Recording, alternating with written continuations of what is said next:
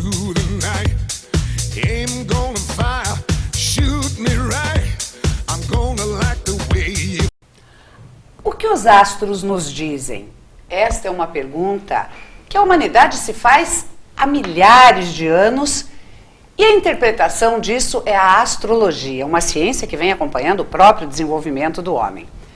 E para falar sobre essa interpretação da linguagem dos astros, eu recebo hoje aqui o Marcos Kuznick, que é professor de História, astrólogo e que está trabalhando com mapa astral. Marcos, prazer te receber, seja bem-vindo. Obrigado. Como é que surgiu esse teu interesse? Você é historiador, como é que surgiu esse teu interesse pela astrologia? O meu interesse pela astrologia, ele começa pela história, mas principalmente pelo lado da educação. Então, eu já tinha experiência com astrologia há muitos anos, como alguém que usava astrologia para minha orientação pessoal, mas com os meus filhos, eu achei na astrologia uma forma de obter uma orientação extra. E esse estudo foi se aprofundando de forma que hoje eu exerço profissionalmente a astrologia. É uma forma não só de autoconhecimento, como uma forma de tentar interpretar uma série de teias de relações. Então, nesse sentido, a astrologia tem me encantado muito. E pode-se chamar a astrologia de ciência? Ela é uma ciência? Eu diria assim que ela tem elementos próprios, né? Ela tem, digamos assim, uma epistemologia, um sistema de conhecimento organizado, mas ela é também uma arte. É uma forma de você juntar os elementos que estão compondo um mapa astrológico e tentar dar um sentido para aquilo. Então, a astrologia ela é um campo de conhecimento bastante complexo. Claro que se a gente comparar com o que se diz das ciências oficiais, talvez ela não se enquadre em alguns critérios, mas nem por isso ela deixa de ser um corpo de conhecimento organizado e muito tradicional. E o conceito mais comum que as pessoas têm da astrologia é essa questão do horóscopo do dia, a cor mais favorável, sim. O que dizem os astros, então vamos consultar o horóscopo antes de sair de casa e tal. E esse conceito, a quanto ele corresponde à realidade da astrologia? Olha, eu ousaria dizer que nada. Nada? Eu ousaria dizer que nada, porque é muito complexo. Mesmo que você tente fazer um horóscopo nos moldes que normalmente os folhetins fazem e que o pessoal divulga, ele não consegue se aproximar da incrível variedade de informações que um mapa astrológico, por exemplo, pode dar. Então, para que eu calcule um mapa astrológico, eu preciso da data, do horário e do local do nascimento. Feito isso, é gerado um mapa astrológico, que é um gráfico, que tem toda a posição do céu e dos planetas no momento do nascimento daquela pessoa. Antigamente isso se fazia manualmente. O astrólogo usava uma espécie de uma lista telefônica, a gente chama de tábua de efemérides, e tinha que calcular manualmente, o que levava horas. Hoje nós temos um software de computador que faz os cálculos, mas a parte de interpretação fica a cargo do astrólogo. E a partir daí é gerado uma quantidade enorme de informações. A posição do Sol, que representa o ego da pessoa, representa o self, em que signo ele está, em que casa astrológica ele está. A posição da Lua, que representa a emotividade da pessoa, né, como funciona o emocional, o passado, a relação com a figura materna, com as mulheres em geral. Né, a posição do signo ascendente, que é o signo que está levantando no céu, no momento do nascimento da pessoa, que indica que roupa ela veste no dia a dia, como ela se apresenta, como ela faz os seus próprios começos, e a partir disso a gente vai somando essas informações, normalmente conversando com a pessoa, esclarecendo as dúvidas para que a gente chegue a uma interpretação. Então, por isso que essa interpretação mais comum, as pessoas que não acreditam nela não têm, estão certas, na verdade, porque é muito difícil de você acreditar que uma coisa tão simplista vai dar conta de algo tão complexo como o ser humano. Mesmo a astrologia feita pelo mapa astrológico, mesmo assim a gente no início apenas arranha a superfície. Para que a gente vá se aprofundando é necessário um estudo mais longo, uma conversa. Então a astrologia é um processo de construção. Por isso que realmente, para que se tenha uma noção do que representa a astrologia, do alcance que ela tem, é necessário realmente ir bem mais fundo do que isso. E de um modo geral, as ciências chamadas de ciências ocultas, ou mesmo as ciências tradicionais que trabalham com o comportamento humano, que é uma coisa que não se pode medir através de um exame ou de um gráfico, é verdade. Elas são alvo de um certo ceticismo, né, Marcos? Sem dúvida, porque se nós compararmos as chamadas ciências, até mesmo as ciências sociais, que estão no campo acadêmico, há quem diga, por exemplo, que história não é ciência, que sociologia não é ciência, que filosofia não é ciência, que psicologia não é ciência. Porque as chamadas ciências duras, elas trabalham com um critério de verificação do conhecimento diferente. Agora, nem por isso nós podemos deixar de reconhecer validade em determinados campos de conhecimento. A astrologia, se ela for reconhecida como um processo... O Jung, né, um grande psicólogo do século XX, ele dizia que a astrologia merece o respeito da psicologia sem restrições, porque ela representa todo o conhecimento psicológico acumulado desde a antiguidade. Então, quando você divide o zodíaco em 12 tipos arquetípicos, que se representam os 12 signos do zodíaco, você não tem eles em estado puro. Não existe alguém que represente só o signo de Escorpião, ou só o signo de Touro, ou só a Libra. Mas eles representam tipos ideais. E a partir disso, tal como na psicologia, que existe classificação de tipos psicológicos, como existe o eneagrama, que é um outro tipo de classificação de tipos psicológicos, a astrologia também vai delineando que tipo de tensão, que tipo de contradição, que tipo de qualidade nós apresentamos de uma forma mais profunda na nossa personalidade. Então, a questão da cientificidade da astrologia, claro que é uma coisa totalmente aberta ao debate. Como é aberto ao debate, vários campos que a gente incorporou. O problema, Ana, realmente é o mau uso que isso foi feito durante os anos. Por exemplo, como eu disse, esse horóscopo de folhetim, pessoas que tentam praticar astrologia sem ter um referencial cultural mais sólido, sem estudar mais profundamente. Então, isso acaba se degenerando. E é através dessa visão degenerada que muitas pessoas tomam contato com a astrologia e refutam, o que é compreensível.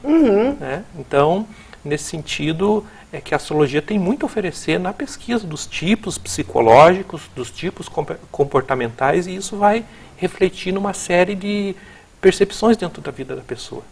E essa questão, a astrologia trabalha, então... Porque a gente vê muito o horóscopo trabalhando como clarividência, né? Como previsão de futuro. A astrologia, o mapa astrológico, não trabalha nesse sentido de previsão, né? De fatos? A questão previsional dentro da astrologia, ela funciona da seguinte maneira. Todos nós temos ciclos e a astrologia acredita que esses ciclos nos influenciam de alguma maneira. Vamos pegar, por exemplo, o Brasil. O Brasil está passando por um momento de turbulência, um momento de aumento das tensões, de uma série de questões. Se você olhar o mapa astrológico do Brasil, eu fazia isso ainda ontem, a gente vê que as posições planetárias predispõem para agitação, para transformações. Agora, essa de predispor não quer dizer que vai acontecer. A astrologia não é determinista. Se eu faço um mapa para você, Ana, e digo, olha, no mês de julho, agosto e setembro, as questões afetivas vão estar um pouco mais conturbadas, não quer dizer que vai acontecer. É como uma previsão do tempo.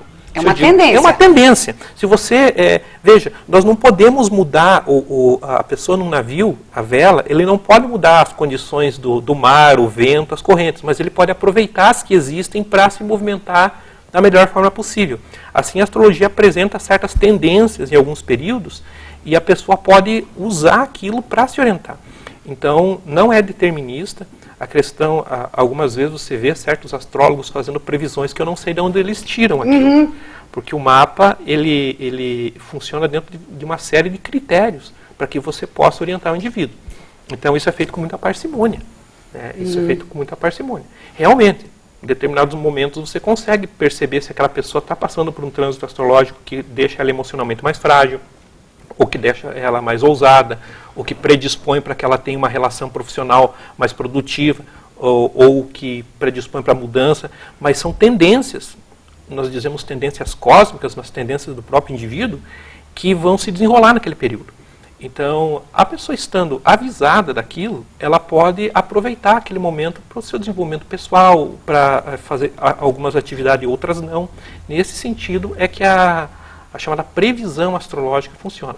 Mas ela não pode ser leviana e ela faz sentido dentro de todo um contexto da percepção do mapa astrológico da pessoa. É diferente daquela coisa aleatória ou genérica, determinista, né?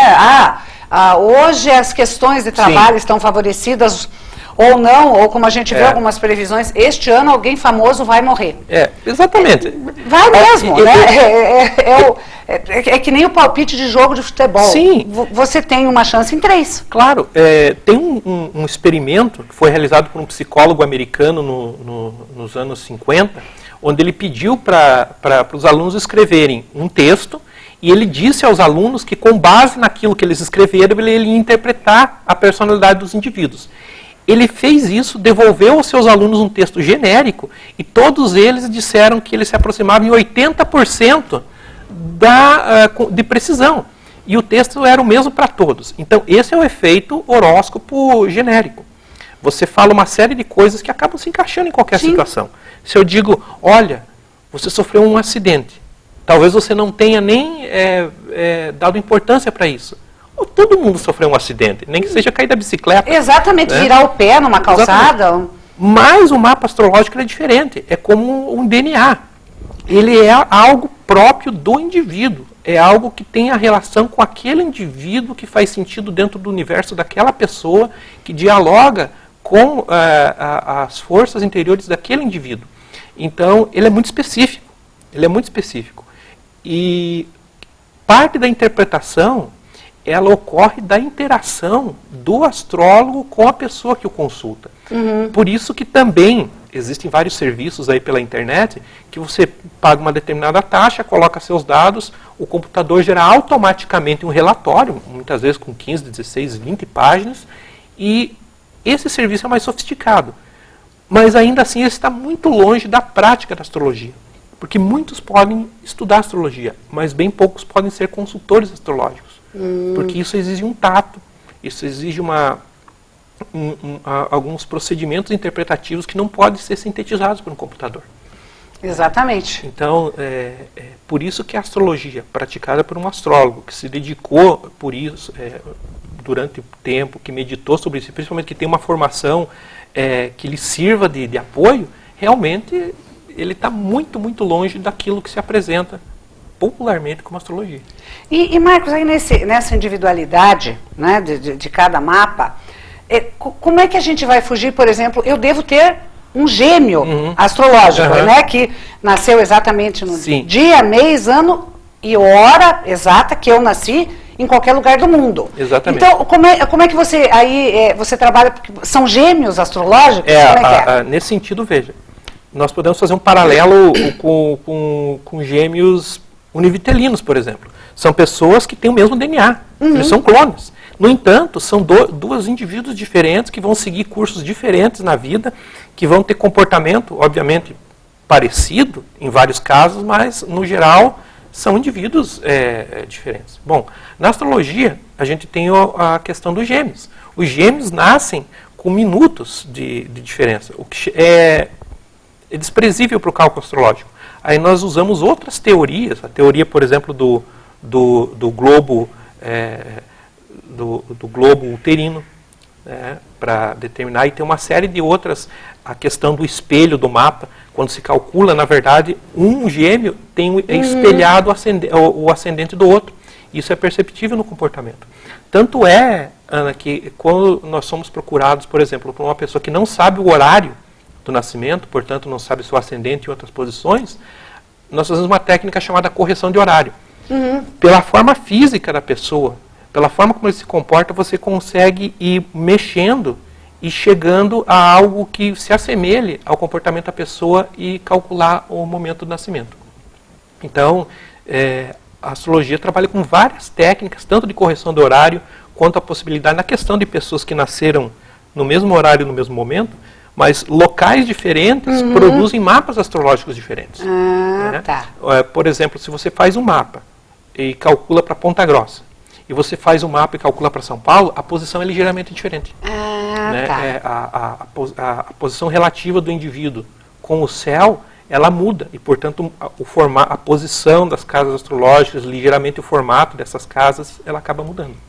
Marcos, e quem quiser, eu sei que você está fazendo, a gente conversou, Sim. você está fazendo um trabalho interessante com mapa astral Sim. infantil, né? Infantil também. Aham. Para potencializar aí os talentos e ajudar Sim, os pais. sim. Não é manual de instruções, mas o mapa Mas já ajuda, já né? ajuda bastante. Mas quando você observa um mapa de uma criança, de um bebê ou de um jovem, você já consegue perceber, por exemplo, que tipo de afinidade ele tem em termos emocionais, como que essa criança se relaciona com os amigos, com os pais, qual é a tendência profissional daquele indivíduo. Quando a gente diz tendência, por exemplo, esses dias eu fiz um mapa de um menino que ele tem todo o perfil para ser um jurista. Não só ser um advogado, mas ser um jurista também, por várias indicações no mapa, pela capacidade mental que possivelmente ele venha desenvolver. Não quer dizer que se ele vai ocupar outra profissão, não vai dar certo, mas dá mais certo ali. Ali ele consegue realmente se realizar. Ali é ele funcionando. Então, a forma como as crianças processam, por exemplo, o pensamento concreto. Por exemplo, só uma questão. As casas astrológicas, cada uma das 12 representa um aspecto concreto da vida do indivíduo. A terceira casa astrológica, ela está relacionada com o pensamento concreto, com as relações mais imediatas. Se você pega, por exemplo, uma criança e ela tem Marte nessa terceira casa, é uma mente extremamente inquieta, curiosa, porém com uma certa capacidade, dificuldade de concentração. Ela tem que ser trabalhada nesse sentido. Se você pega uma criança que tem a Lua nessa terceira casa, já é mais voltada para o passado, é um tipo de pensamento que ele é muito mais emocional do que concreto. Enfim, você vai compondo isso, aí você vem em outra casa astrológica, onde que está outras posições, para que você vá entendendo como essa criança pensa. Às vezes, mesmo indicações como TDAH, né, em crianças são visíveis no mapa, ou dificuldade para tratar com determinados assuntos, eles acabam aparecendo no mapa, quer dizer, o mapa astrológico infantil, como ferramenta de orientação dos pais, é algo assim fantástico. Foi o que, em primeiro lugar, me levou para a astrologia. Eu tenho dois filhos, então, observando o mapa deles, eu pude validar esses conceitos e praticando astrologia, eles foram sendo validados ainda mais. Porque muito, Ana, de como funciona a astrologia é de você ir validando os conceitos empiricamente, ou seja, através da prática do próprio astrólogo. E o pessoal que queira te procurar, que queira fazer um mapa astrológico seu ou dos filhos, aonde que acha você? Você pode me encontrar através do e-mail, o kuznick@gmail.com. Pode também me ligar no 42-8401-3328. E aí a gente pode agendar um atendimento, seja pessoalmente ou pelo Skype, como eu também faço atendimentos. E a gente pode conversar e desenvolver esse assunto.